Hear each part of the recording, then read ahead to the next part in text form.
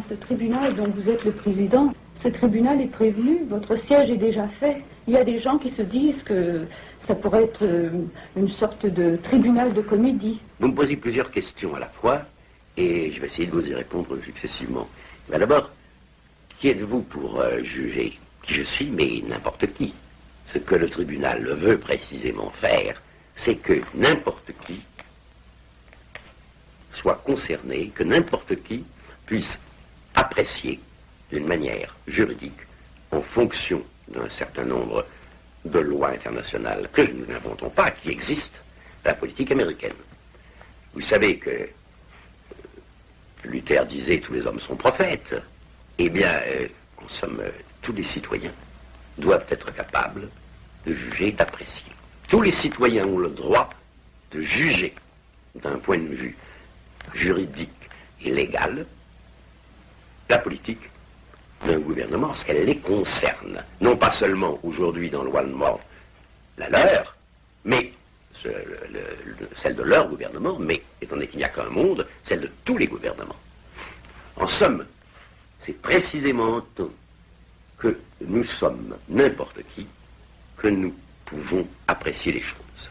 Ça veut dire, il y a des lois internationales, nous ne les inventons pas.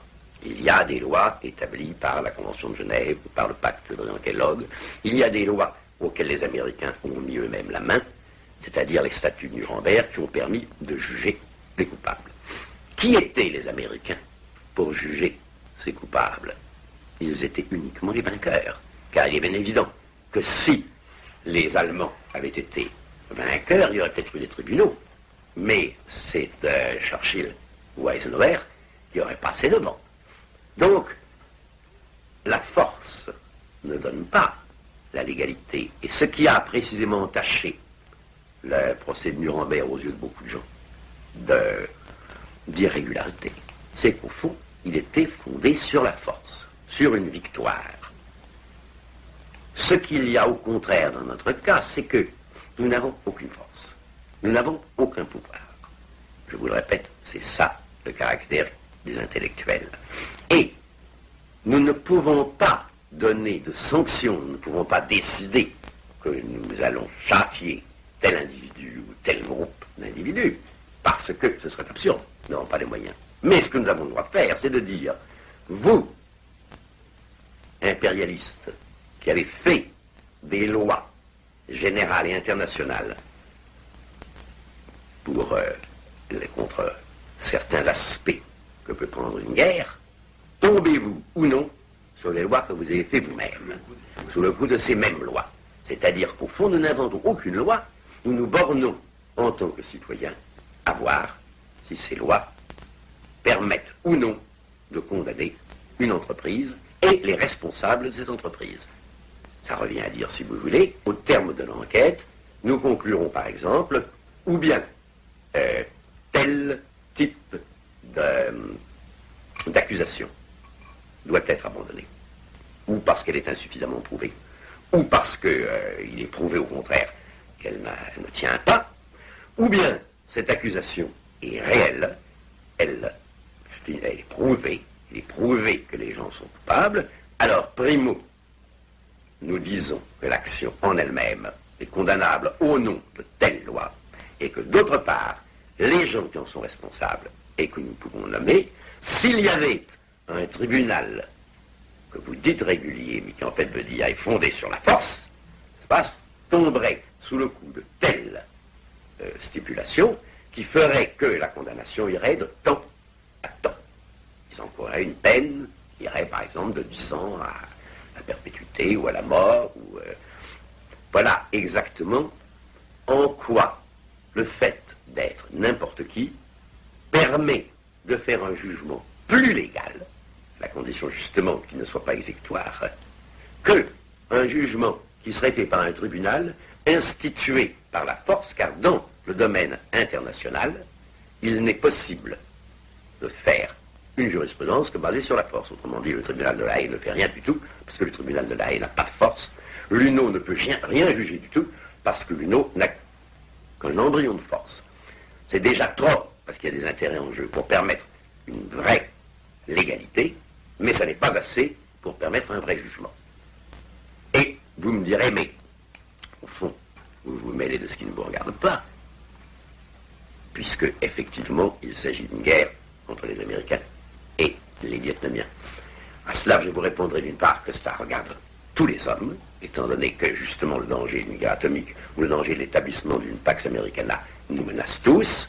Et deuxièmement, je vous dirais que l'intellectuel est ainsi fait qu'il se mêle toujours de ce qui ne le regarde pas.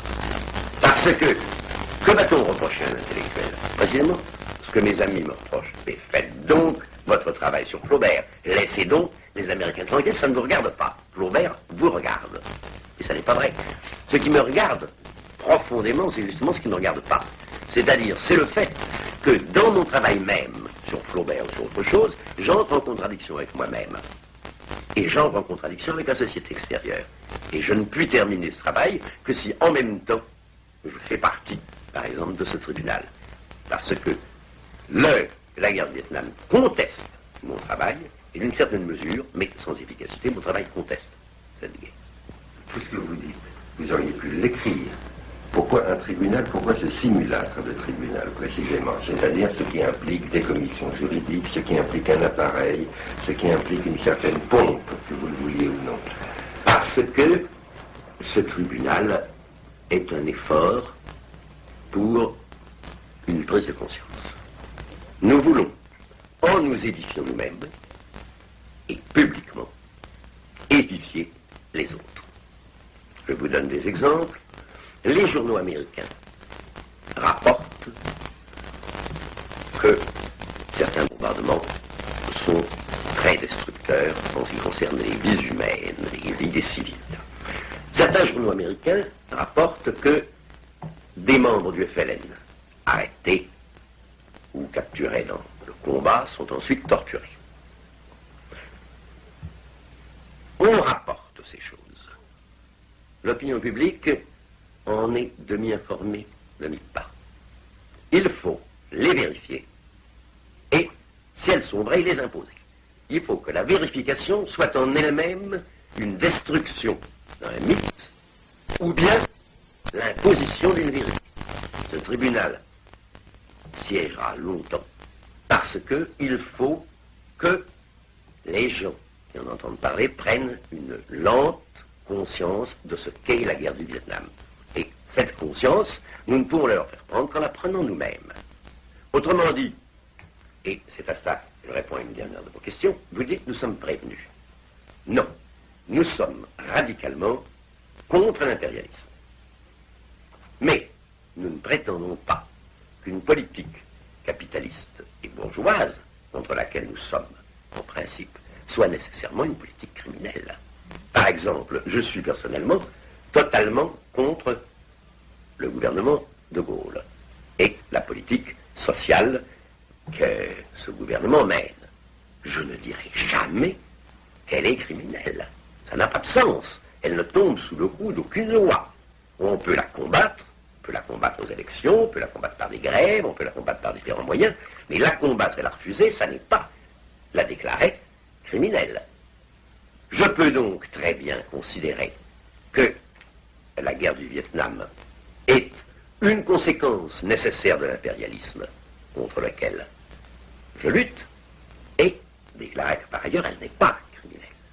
Le problème sur lequel nous sommes absolument sûrs et prévenus, c'est que nous sommes contre l'impérialisme.